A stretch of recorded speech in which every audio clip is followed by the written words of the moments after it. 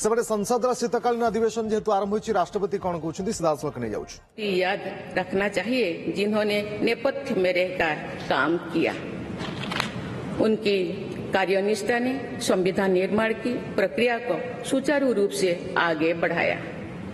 उनमें प्रमुख भूमिका श्री BN राव की थी, जो संविधान सभा के संवैधानिक सलाहकार थे।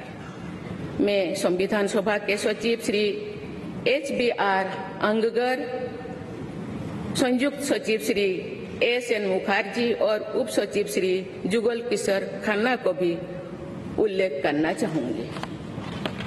माननीय सांसदगण, स्वतंत्रता के 75 वर्ष पूर्ण होने पर मैं सभी देशवासियों ने आजादी का अमृत महोत्सव मनाया।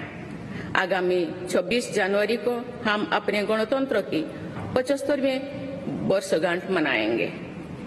इस तरह के समारोह हमें अब तक की यात्रा का अवलोकन करने और आगे की यात्रा की बेहतर योजना बनाने के अवसर प्रदान करते हैं। ऐसे समारोह हमारी एकता को मजबूत बताने की तथा ये दर्शाते हैं कि राष्ट्रीय लक्ष्यों को प्राप्त करने के प्रयासों में हम सब एक साथ हैं।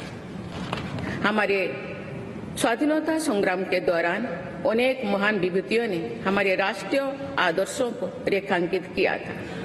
हमारी संविधान सभा में हमारे देश की विविधता को अभिव्यक्ति मिली थी। संविधान सभा में सभी प्रांतों और क्षेत्र के प्रतिनिधियों की उपस्थिति से अखिल भारतीय चेतना को शोर मिला था।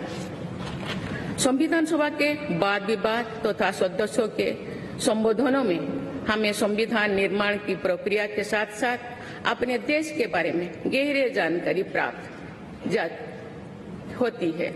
आज जिन पुस्तकों का विमोचन किया गया तथा जो शॉर्ट फिल्म्स दिखाई गई, उनमें लोगों को हमारे संविधान निर्माण के गौरवशाली इतिहास का परिचय प्राप्त होगा। एक अर्थ में भारत का संविधान कुछ महानतम मेधावी लोगों द्वारा लगभग 3 वर्षों के विचार विमर्श का परिणाम था, लेकिन सही अर्थ में ये हमारे लंबे स्वाधीनता संग्राम का परिणाम था। उस अतुलनीय राष्ट्रीय आंदोलन के आदर्शों को संविधान में अत्यंत महत्वपूर्ण स्थान दिया गया। उन आदर्शों को सुस्पष्ट और संक्षिप्त रूप से संविधान की प्रस्तावना में व्यक्त किया गया है। ये आदर्श है न्याय, स्वतंत्रता, समता और बंधुता। ये आदर्श सदियों से भारत को परिभाषित करते हैं। संविधान की प्रस्तावना में उल्लिखित आदर्श एक दूसरे के पूरक है। समग्र रूप से ये सभी आदर्श ऐसा वातावरण उपलब्ध कराते हैं जिसमें हम नागरिक को फूलते फलते समाज में योगदान देने तथा साथी नागरिकों की मदद करने का अवसर मिलता है। माननीय संसदगण, संविधान की भावना के अनुसार कार्यपालिका, विधायिका और न्यायपालिका का ये दायित्व है कि वे सामान्य लोगों के जीवन को सुगम बनाने के लिए मिलजुल कर काम करें। संसद द्वारा पारित किए गए अनेक अधिनियमों से जन आकांक्षाओं को अभिव्यक्ति मिली है। देश के आर्थिक एकीकरण के लिए स्वतंत्रता के बाद का सबसे बड़ा टैक्स सुधार गुड्स एंड सर्विसेज टैक्स को के रूप में किया गया है।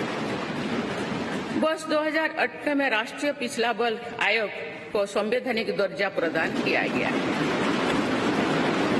वुमेन लेड डेवलपमेंट की सोच को यथार्थ रूप देना सामाजिक न्याय के संवैधानिक आदर्शों को प्राप्त करने के लिए अनिवार्य है। नारी शक्ति बंधन अधिनियम द्वारा हमारे लोकतंत्र में महिला सशक्तिकरण के एक नए युग की शुरुआत की गई है। दंड के स्थान पर न्याय तथा अपराध के स्थान पर सुरक्षा की भावना पर आधारित भारतीय न्याय संहिता, भारतीय नागरिक सुरक्षा संहिता और भारतीय साक्ष्य अधिनियम को पारित करके सांसदों ने आधुनिक सोच को अपनाने का प्रभावशाली परिचय दिया है। ऐसे अनेक अधिनियमों को पारित करने के लिए मैं सभी सांसदों की सराहना करती हूँ।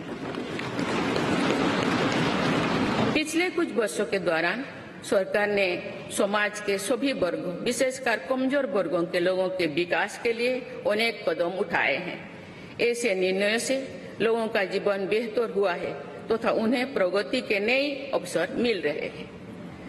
गरीब लोगों का अपना पक्का घर मिल रहा है, बिजली, पानी, सड़क की सुविधा मिल रही है, खाद्य सुरक्षा और चिकित्सा सेवाएं मिल रही है। देश में बड़े पैमाने पर विश्व स्तर का इंफ्रास्ट्रक्चर बनाया जा रहा है।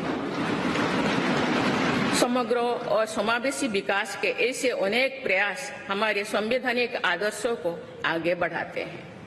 इस प्रयासों के लिए मैं सरकार की सराहना करती हूँ। उच्चतम न्यायालय के प्रयासों से देश की न्यायपालिका हमारे न्याय प्रणाली को और अधिक प्रभावी बनाने के लिए अनेक प्रयास कर रही है।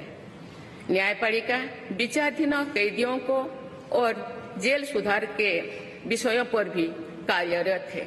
हमारे देश में मूलभूत अधिकारों का दायरा समय के साथ विस्तृत होता रहा है। अपेक्षाकृत कम साधन संपन्न लोगों को कानूनी सहायता प्रदान करने के संवैधानिक निर्देश प्रति जागरूकता और सक्रियता बढ़ रही है। माननीय सांसदगण, कार्यपालिका, विधायिका और न्यायपालिका के साथ साथ सभी देशवासियों की सक्रिय भागीदारी से हमारे संवैधानिक आदर्शों को शक्ति मिलती है। हमारे संविधान में प्रत्येक नागरिक के मूल कर्तव्यों का स्पष्ट उल्लेख किया गया है। भारत की एकता और अखंडता की रक्षा करना, समाज में समृद्धता की भावना का निर्माण करना, महिलाओं के सम्मान को सुनिश्चित करना, पर्यावरण की रक्षा करना, वैज्ञानिक दृष्टिकोण को अपनाना, सार्वजनिक संपत्ति की सुरक्षा करना तथा राष्ट्र को उपलब्धियों की नई ऊंचाई तक ले जाना नागरिकों के मूल कर्तव्यों में शामिल है। हमारा संविधान एक जीवंत और प्रगतिशील दस्तावेज है। बदलते समय की मांग के अनुसार नए विचारों को अपनाने की व्यवस्था हमारे दूरदर्शी संविधान निर्माताओं ने बनाए थे। हमने संविधान के माध्यम से सामाजिक न्याय और समावेशी विकास के अनेक बड़े लक्ष्यों को प्राप्त किया है। नई सोच के साथ हम भारत को विश्व समुदाय में नई पहचान दिला रहे हैं। हमारे संविधान निर्माताओं ने भारत को अंतर्राष्ट्रीय शांति और सुरक्षा को मजबूत बनाने में महत्वपूर्ण भूमिका निभाने का निर्देश दिया है।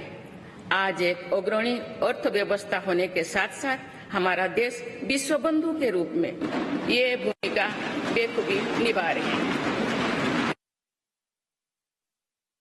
हम विश्व समुदाय में उपलब्ध अच्छे विचारों विनम्रता के साथ आत्मसात करने के लिए भी तत्पर रहते हैं।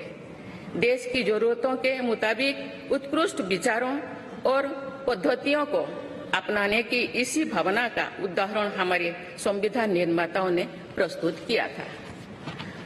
संविधान सभा के दूरदर्शी सदस्यों ने हमें एक प्रेरणादायक संविधान दिया जो अन्य देशों के लिए भी एक आदर्श साबित हुआ है। संविधान सभा के अध्यक्ष और मेरे प्रतिष्ठित पूर्ववर्तियों में सर्वप्रथम डॉक्टर राजेंद्र प्रसाद ने वर्ष 1949 में आज ही के दिन अपने भाषण में एक विचार व्यक्त किया था कि संविधान को जीवंत बनाए रखना उन लोगों पर निर्भर करता है जो उसका संचालन करते हैं। उन्होंने ये भी कहा था कि कई चीजें जो संविधान में नहीं लिखी जा सकती, उनका संचालन परंपराओं के आधार पर किया जाता है।